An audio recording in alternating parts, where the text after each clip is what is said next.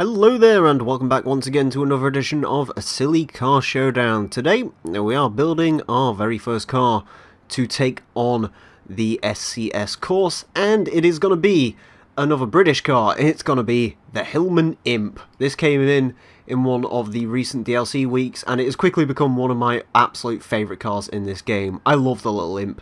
This thing's hilarious to drive stock. It's rear engine, rear wheel drive, doesn't have a whole lot of power. But it makes up for it in charm and charisma. It's just hilarious fun to chuck through the corners, get the rear end out.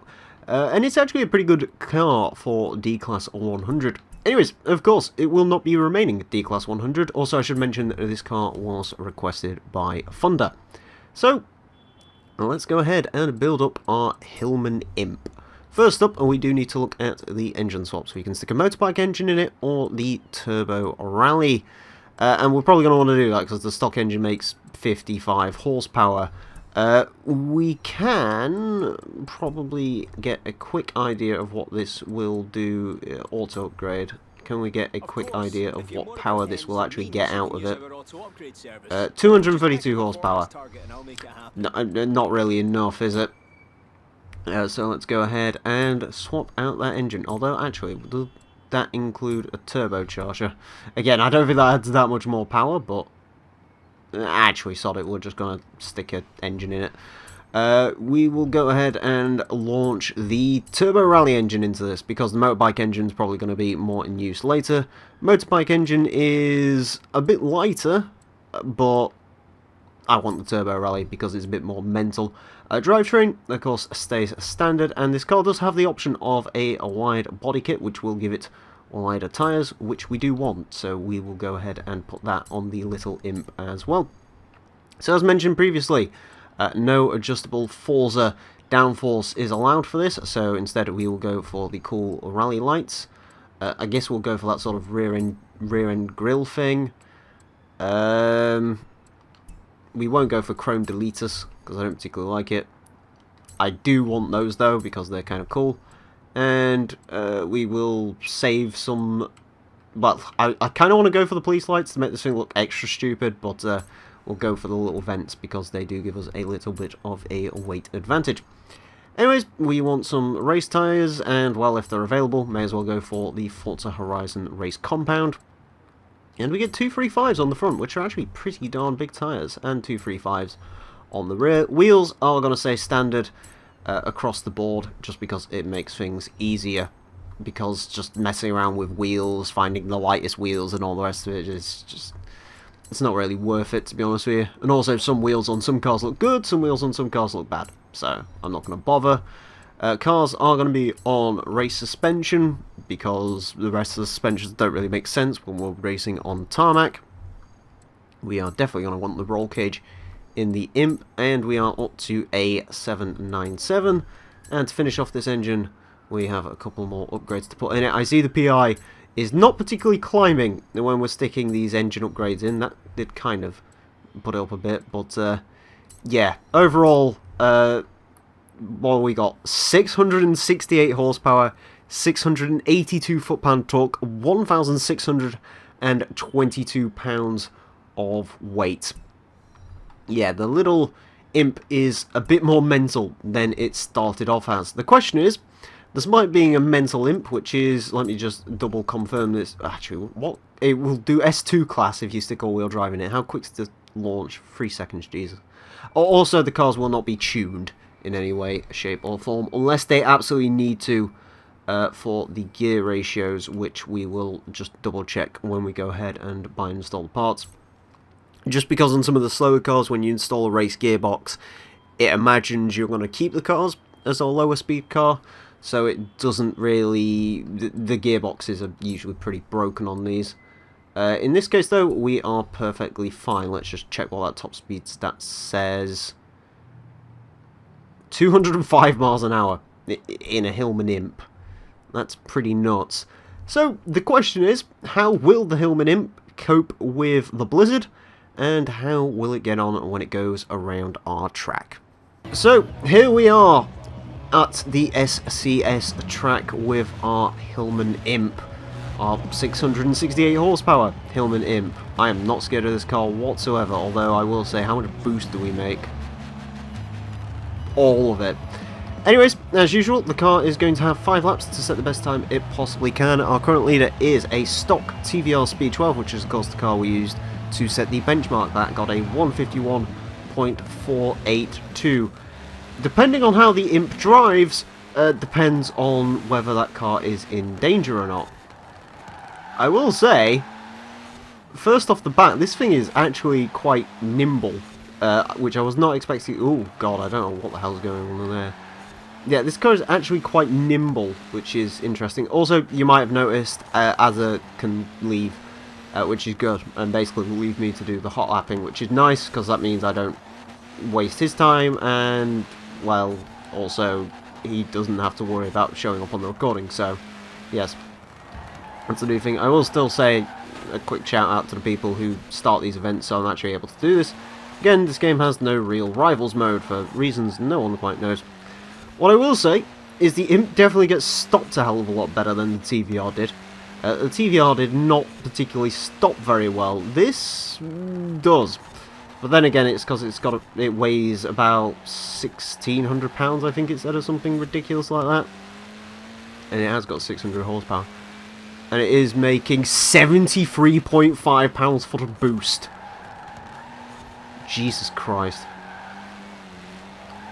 This is the boosted Imp. I think that's probably what I'm going to call this episode. Anyways. Ooh, it's really good at that switchback.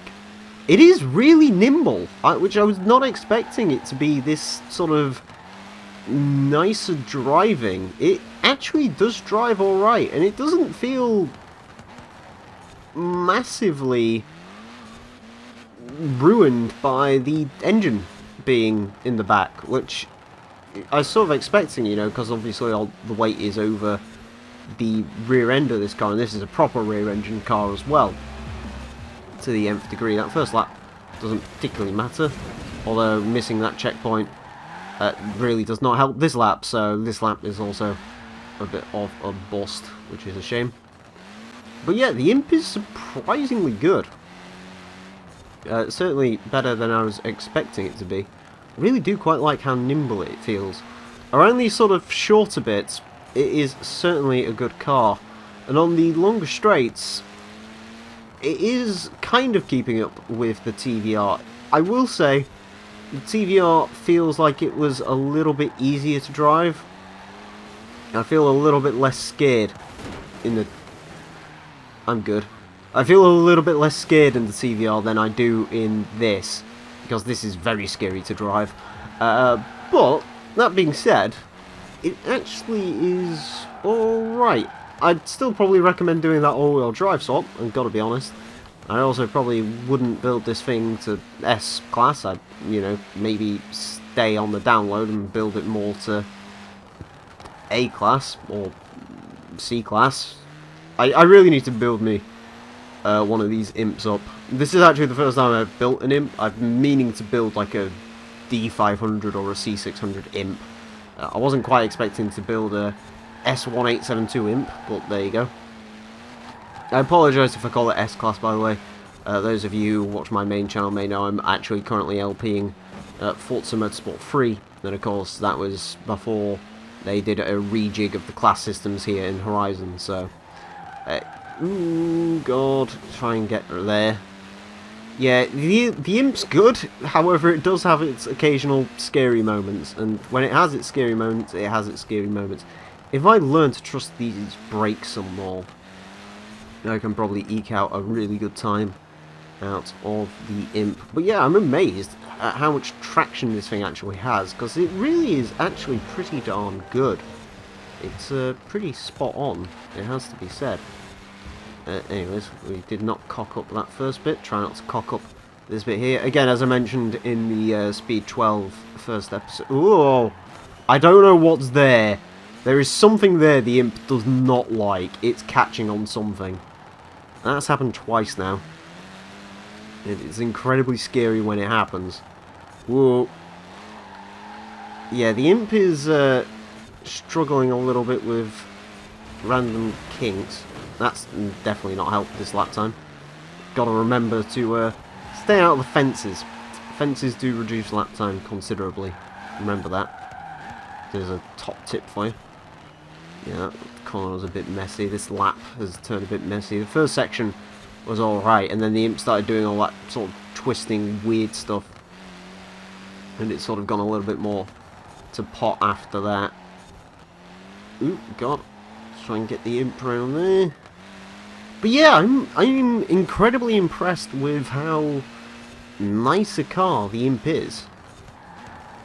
It's actually a really solid little car. So, good on Hillman, good on the Imp. Again, try and get... I mean, this switchblade section, it's just so good at getting through there. I think that's what I'm going to call that corner. I need some good names for some of these corners. Some of the particularly notorious corners, if anyone wants to suggest some names for them, I'm all ears. Oh, God. Just try and get stopped and get around there. Yeah, despite hitting the fences and despite some sloppiness, this lap is actually pretty quick as well.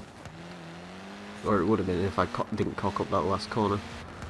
Right, come on, Imp. Let's get a serious hot lap out of you. Or let's not do that. Let's instead rewind it and... Yeah, the rewind does affect the lap time. Okay. So at least we know that now. I was wondering in the first episode. I think that might be the downfall of the Imp, though. It's just... It's a really nice little car to drive. I really like driving it. But both through my error of judgment and also the fact the Imp... It's just not very consistent. The Speed 12, you sort of somewhat knew what that car was going to go ahead and do. You knew it was going to do mental stuff at some point. You knew it was going to do not so mental stuff at some point. This feels like it's going to go for the mental option all the time. And as a result of that, it's not quite as nice as maybe I'd want it to be. Rather than sliding out a little bit more in the Imp. But yeah, down this sort of back straight, it's getting similar speeds to the Speed 12. I have no doubt in my mind if on its final lap it can get everything together, this can beat the Imp. Oh, sorry, this can beat the Speed 12. I put money on it beating the Speed 12 because it is a nicer car when it wants to be. The problem is, again, it's just that random chance. It's the same thing we've explored before in a sort of silly car series. There are cars that are excellent to drive. There's cars that are sometimes better than, you know, standard equivalents of cars. But it's just that extra act of fear that you cannot bypass. Ooh, try and get stopped into that corner. It does have an understeer occasionally as well. I don't know if that's just because I'm being cautious. Right, last lap. Come on, Imp. That 157 would be a disappointing time to end on. And I definitely feel the Imp can do better than that. I'm going to be a bit more cautious through these first few bits just to avoid any accidents. Okay, we're good. Whoa, does not like the curbs. Imp does not like the curbs. Probably a good thing I desperately tried to avoid him in this series. Alright, coming out of this corner, we do need to be careful. This is turning out to be one of the most arsehole-ish corners on this entire track, just because you've got to be so careful getting on the throttle out of some of these. Coming on to the large corner there. On the brakes for this one. There we go. Nicely does it. Get a little bit of a tail slide on the way in. Blasting down here. I mean, the TVR was doing a 150 down there when I was looking, and this can do 146. So, yeah, it's definitely not that far off the pace of a TVR Speed 12, which is pretty mental to say about the little boosted Imp. But anyways. Alright. Try and get it down here. Into first gear for the switchback. Or the switchblade, I don't know, whatever we're calling it. And on the throttle coming out of here, whoa, big tail slide. Big tail slide from the little Imp. use some poles to slow the Imp down for that corner, sure. Gotta use everything in your advantage. Gotta use everything to your advantage when you're driving a car as crazy as the little Imp. As we come to a blast down the line, what's it gonna be? It's gonna be slower than the TVR. A 153.350 for the little Hillman Imp. That will put it about 2 seconds down on the Speed 12. It did really well. It did really, really, really well. And I do feel like that last lap did have a couple of mistakes. I was being especially careful through that sort of first bit. Just because you have to be in this car. Again, the funny thing is, if you got everything right with the Imp, I have no doubt in my mind that this car could indeed be quicker than that Speed 12. But I am not consistent enough to do that with it, I'm afraid. And so, yeah, unfortunately, the Imp fails to beat the Speed 12, but it does have a very valiant effort indeed. And in fact, PI-wise, it's actually down on the Speed 12. So, it certainly did better than I was expecting. Anyways, thank you all for watching this edition of Silly Car Showdown. As always, if you'd like to request cars for this series, you can do so down below in the comment section, and if you want to request a specific engine swap to go in said car, do that as well. Of course, there is a limit of 2 submissions per person, and please, the only modification you can make a request for is the engine swap. Anything else, I won't be doing. For example, if you say I can run a car on stock tyres, not doing that. Every car's got to be run fairly. As always, if you want to check out my channel, there is a link in the description below. Each episode will come out slightly earlier on my main channel than it will here on HG Central. Anyways, thank you all very much for watching, and until next time, a farewell.